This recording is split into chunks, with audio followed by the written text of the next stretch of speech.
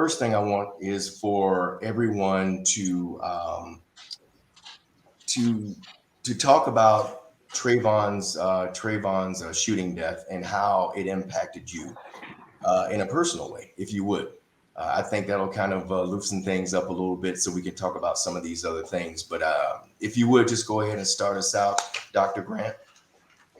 Um, so I would say for me, when Trayvon Martin was killed, I very close to his age, very young. I was living in Arkansas, and still very much coping and dealing with a lot of the idea of what it means to be a young Black person in this country. Um, at the time, I was working in media, and a lot of the media narratives and the media stories that were happening very much made me realize how important my job is, but also how my job there's some complicated weaving of those understandings. So, Mhm. sorry for the dog in the back. It's quite all right. But for me, it was very much a call to what led me to go get my PhD eventually. Seeing the role of social justice, social movements, and very much seeing the role of activism from a media standpoint, and how advocacy and digital media very much changed how we all integrated and communicated about racism.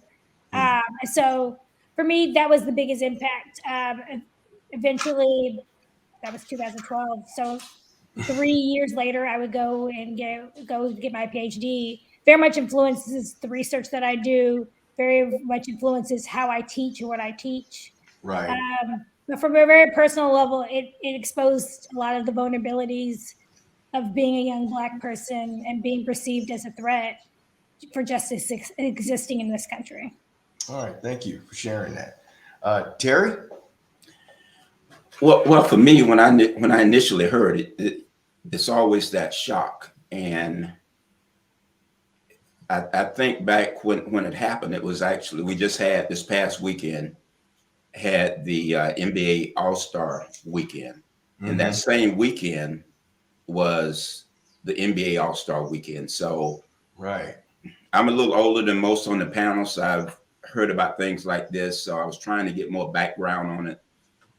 But the initial part is, why did this guy think, oh, he empowered himself to approach this kid?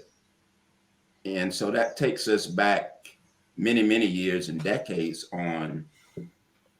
We have a young Black kid just coming from the store with Skittles and really doing nothing wrong. I mean, what really was his crime? But this guy took it upon himself to basically interrogate him and then approach him, even after he was told by the police, do not proceed. But he did. So, as information followed, the outrage just grew. So, and some of you may remember I think it was 1998, gentleman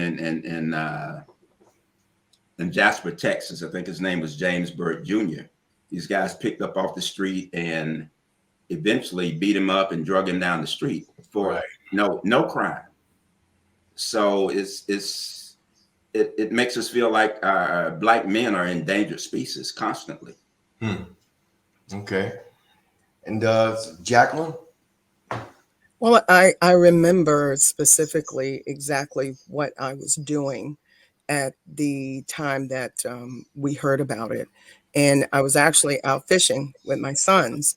And it hit me, and I realized that when I let them or allow them to go outside, or they decide I'm going to go to the store, or they decide I'm going to go hang out with my friends or go to a baseball game, I'm not guaranteed that they are going to come back on the simplest terms. And it also, it took me back in history, being a little bit of a history buff, and remembering some of the same situations that happened to us as a people, how many people were deputized, normal citizens were deputized just to go out and bring back slaves during slavery. Mhm. And this all culminated with the fact that we have here a citizen, not even deputized, and Right. has no right to be doing this. And he takes it upon himself to even ask someone who is free to, what are you doing? Why are you here? And be able to stop that person and question them when he has no right to do that. So it made me realize that there's a lot of trauma, that I was more traumatized historically than I knew. And it brought a lot of that trauma to surface. But it also let me know as a mother that I have to really teach my children, teach my grandchildren that there's other things that are out there, other people that are out there that make you unsafe just because of the melanin in your skin. Yeah. And that's a difficult conversation to have, even with Absolutely. any children. It's a very difficult conversation, but as a mother, it's terrifying.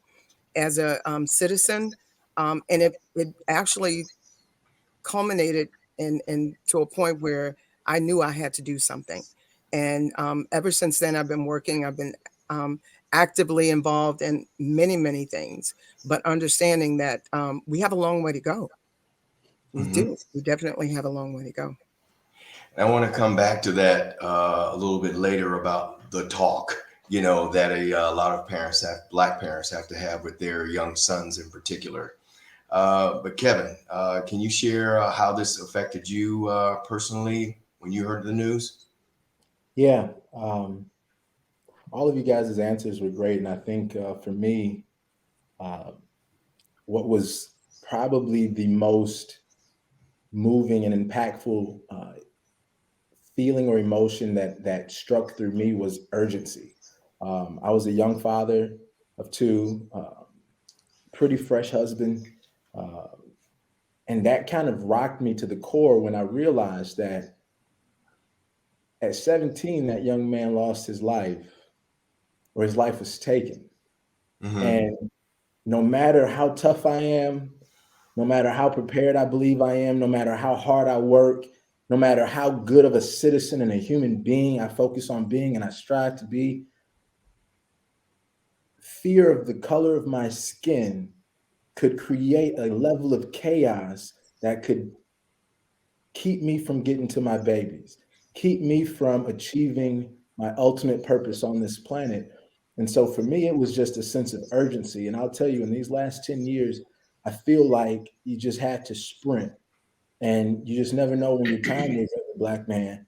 And so you really try to leave it on empty every single day. And so for me, it was a level of urgency that Hmm. I felt that I had to kind of continue to move, and all of the things that I've seen in my head and had in my heart. Uh, the time was now. So I got to work. I got to work.